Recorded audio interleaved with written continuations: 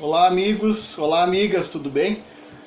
Um assunto que gerou uma certa polêmica, uma certa desinformação, foi um pedido encaminhado recentemente de liberação para o tráfego de caminhões bitrem, desse trecho que liga Erval até Airosa Galvão e da Airosa Galvão até Arroio Grande, que seriam, na verdade, duas RS que compõem esse mesmo trecho.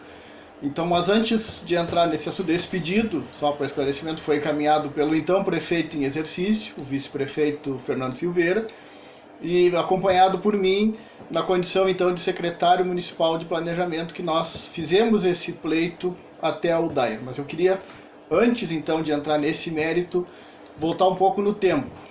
Eu tenho até inclusive aqui uma matéria, um recorte de uma matéria do nosso jornal Erval.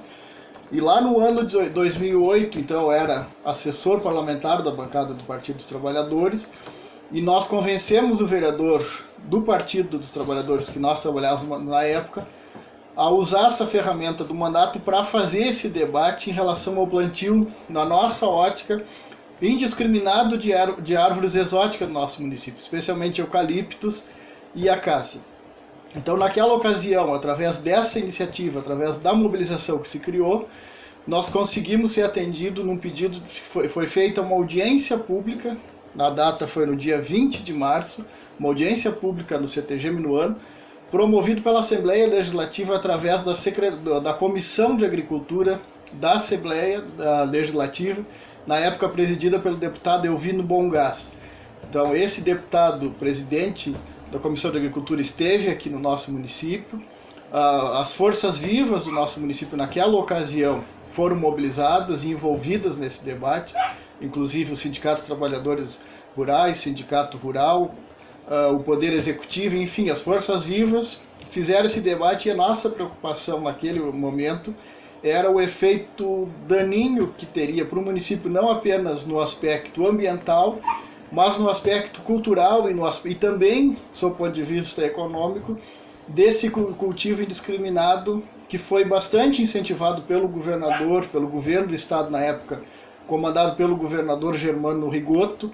Antes disso, aqui no Erval teve forças políticas ou atores políticos que se mobilizaram vendo ali uma alternativa positiva para o nosso município, e nós tínhamos um entendimento contrário, de que não existiam outras alternativas melhores e menos invasivas para a gente poder desenvolver o nosso município.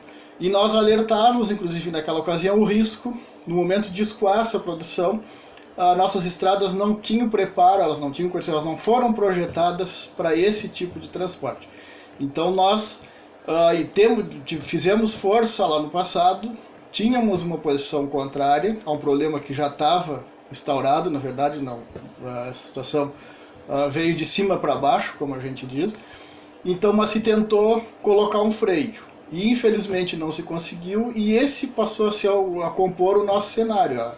A silvicultura, o plantio de árvores exóticas, passou a ocupar bastante uma área significativa do nosso território. Então nós temos que conviver com isso. E o poder público não pode ser omisso.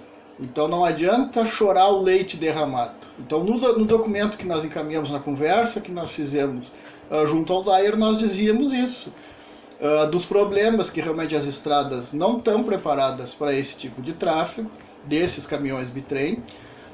Na situação também do risco de aumentar acidentes, enfim, é uma situação adversa e ninguém tapa o sol com a peneira nesse sentido.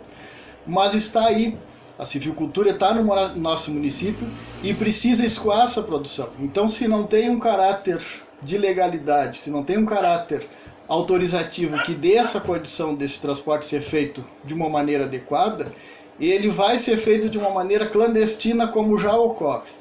Então, o pleito da administração municipal teve esse escopo, teve esse objetivo. Era reconhecendo o aspecto negativo de que isso traz, e já trouxe para o nosso município, mas de que uma solução precisa ser dada. E foi, dias depois, nós recebemos a notícia do DAER de que o nosso pleito foi recebido, ele foi acolhido. Então, se tem essa autorização, e se entende que a partir de agora é possível justamente colocar regras ou se fazer cumprir as regras que existem para esse tipo de transporte, porque a realidade é essa, vai acontecer de qualquer jeito. E além disso, essas empresas, a partir dessa autorização, porque nós nos reunimos antes já no ano passado, e o Fernando, enquanto secretário de Agricultura no governo do prefeito Wildo, já tinha um trabalho nesse sentido, então cria a possibilidade a partir daí dessas empresas investirem recursos para que se melhore a condição de trafegabilidade das estradas do município, facilitando esse acesso aí até essa RS. Destacar também o trabalho do André, que como secretário do Planejamento, meu colega, que foi como secretário adjunto do Planejamento, o André fez um trabalho muito forte junto com o Fernando e mobilizou parte do governo nesse sentido. E houve nas conversas com as empresas esse sinal e esse interesse de fazer esses investimentos, inclusive fazendo uma rota que desvie o trânsito desses caminhões da cidade. E aqui eu faço outro parênteses, aí também depende da gestão, o trânsito no perímetro urbano é disciplinado pela prefeitura, cabe à prefeitura criar regras e até eventualmente impedir o trânsito desses caminhões no perímetro urbano, na nossa cidade. Mas também não adianta, como eu coloquei antes, resolver um problema criando outro. Então a ideia é justamente a partir dessa autorização que foi dada pelo DAER, ter uma relação e uma cobrança que essas empresas sejam parceiras do município, inclusive desembolsando recursos para ajudar na melhoria das estradas que eles usam do nosso município para fazer o escoamento dessa produção, e também criando uma rota alternativa, que inclusive já foi desenhada, já existe um projeto de uma rota alternativa que desvie o trânsito desses caminhões da nossa cidade, porque realmente o risco de acidente, o risco de danificar nossas ruas, que nem já citei vários registros aí, é muito grande. Então é uma situação que parte desse princípio. É um problema, não é uma situação confortável para mim, particularmente, que tive uma posição muito contundente em relação aos efeitos ruins dessa atividade aqui no nosso município, mas a situação está aí e a gente precisa criar soluções para que a roda ande, para que as coisas aconteçam. Hoje é uma atividade econômica do nosso município.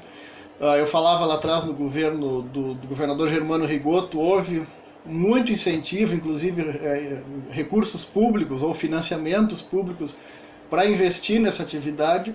Então, justamente agora, no momento de cortar essa madeira, de escoar essa madeira, então não adianta todo esse investimento que foi feito ficar preso aí, ficar retido por falta de uma autorização para esse transporte. Então, que esse transporte seja feito, e agora, com isso sendo feito de uma forma legal, de uma forma correta, de uma forma que respeita as regras do jogo, que se possa ter uma fiscalização, se possa ter uma ação efetiva dos órgãos públicos e se possa fundamentalmente contar com a parceria dessas empresas para fazer investimentos aí que o município sozinho não consegue fazer na conservação da malha viária do nosso município, pelo menos esses trechos que essas empresas costumam utilizar para fazer esse transporte, e essencialmente uma rota alternativa que tire o trânsito desses caminhões da nossa cidade, que aí seria,